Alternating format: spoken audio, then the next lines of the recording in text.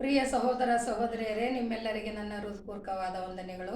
ಇವತ್ತಿನ ದಿವಸ ಕರ್ತನ ವಾಕ್ಯ ಯಾವುದಂದ್ರೆ ಮತ್ತೆ 5:3-10 ಅಲ್ಲಿ ಪರ್ವತದ ಪ್ರಸಂಗ ಅಂತೇಳಿ ಕರ್ತನಾದ ಯೇಸು ಕ್ರಿಸ್ತನು ತನ್ನ ಶಿಷ್ಯರೊಂದಿಗೆ ಕುಳಿತುಕೊಂಡು ಧನ್ಯವಚನಗಳು ಹೇಳ್ತಾರೆ. ಆ ಧನ್ಯವಚನಗಳಂತೆ ನಾವು ನಡೆ ನುಡಿ ಕ್ರಿಯೆಗಳಲ್ಲಿ ನಡೀಲಿ ಅಂತೇಳಿ ದೇವರು ಆ ವಚನಗಳು ಕೊಟ್ಟಿರ್ತಾರೆ. ಅದನ್ನೇ ನಾನು ಇವತ್ತು ನಿಮಗೆ ಮುಂದೆ ಹೇಳಲಾಗಿದ್ದೇನೆ. ಮೊದಲನೇದಾಗಿ, ಆತ್ಮದಲ್ಲಿ ಬಡವರಾಗಿರೋರು ಧನ್ಯರು, ಪರಲೋಕ ರಾಜ್ಯ ಅವರದು. ದುಃಖ ಪಡುವವರು ಧನ್ಯರು, ಅವರು ಸಮಾಧಾನ ಹೊಂದವರು. ಶಾಂತರು ಧನ್ಯರು, ಅವರು ಭೂಮಿಗೆ ಬಾಧ್ಯರಾಗುವರು. ನೀತಿಗೆ ಹಸಿದು ಬಾಯಾರಿದವರು ಧನ್ಯರು, ಅವರು ತೃಪ್ತಿ ಹೊಂದುವರು. ಕರುಣೆ ಉಳ್ಳವರು ಧನ್ಯರು, ಅವರು ಕರುಣೆಯನ್ನು ಹೊಂದುವರು. ನೀತಿಯ ನಿಮಿತ್ತವಾಗಿ ಹಿಂಸೆಯನ್ನು ತಾಳ್ಕೊಳ್ಳುವರು ಧನ್ಯರು, ಅವರು ಪರಲೋಕ ರಾಜ್ಯ ಅವರದು. ನಿರ್ಮಲ ಚಿತ್ತರು ಧನ್ಯರು, ಅವರು ದೇವರನ್ನು ನೋಡುವರು.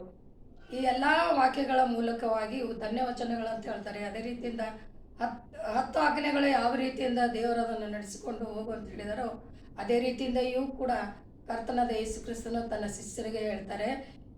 ನೀವು ಹೋಗಿ 4 ದಿಕ್ಕುಗಳೆಲ್ಲ ಸುವಾರ್ತೆಯನ್ನು ಸಾರುವಂಥ ಸಮಯದಲ್ಲಿ ಎಲ್ಲ ಧನ್ಯವಚನಗಳನ್ನು ಅವರಿಗೆ ತಿಳಿಸಿ ಅದರಂತೆ ಎಲ್ಲರೂ ತಮ್ಮ ಕಾರ್ಯರೂಪದಲ್ಲಿ ತನ್ನ ಜೀವನದಲ್ಲಿ ನಡೆದುಕೊಳ್ಳುವಂತೆ ನೀವು ಅವರಿಗೆ ತಿಳಿಸಿರಿ ಅಂತ ಹೇಳ್ತಾರೆ. ಅದೇ ಪ್ರಕಾರ ಇವತ್ತಿನ ವಾಕ್ಯ ಅದೇ ಆಗಿರ್ತದೆ. ಅದಕ್ಕಾಗಿ ಎಲ್ಲರಿಗೆ ಧನ್ಯವಚನಗಳನ್ನು ತಿಳಿಸೋಳಾಗಿರ್ತೇನೆ. ಪ್ರಾರ್ಥನೆ ಮಾಡೋಣ. ಪರಿಶುದ್ಧನೇ ದೂತಗಳ ಒಡೆಯನೇ, ಸೇನಾಧೀಶ್ವರನೇ, ಅಪ್ಪ ನಿನ್ನ ನಾಮಕ್ಕೆ ಕೋಟಿ ಕೋಟಿ ಸ್ತೋತ್ರ. ಇವತ್ತಿನ ದಿನದಲ್ಲಿ ಕರ್ತನ ಹೇಳಿದ ಧನ್ಯವಾಕ್ಯಗಳನ್ನು ಕೇಳಿ ನಾವು ನಮ್ಮ ಜೀವನದಲ್ಲಿ ಅಳವಡಿಸಿಕೊಂಡು ನಡೆಯುವಾಗ ನಿನ್ನ ಕೃಪೆ ಹಸ್ತಕ್ಕೆ ಒಪ್ಪಿಸಿಕೊಡುತ್ತೇವೆ. ನಾವು ಮಾಡುವಂಥ ಎಲ್ಲ ಕೆಲಸದಲ್ಲಿ ನಮ್ಮ ಜೊತೆ ಇದ್ದು ನಡೆಸುವ ತಂದೆ ನಿನಗೆ ಸ್ತೋತ್ರ.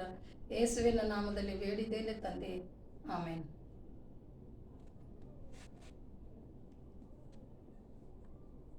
ಸರಿ.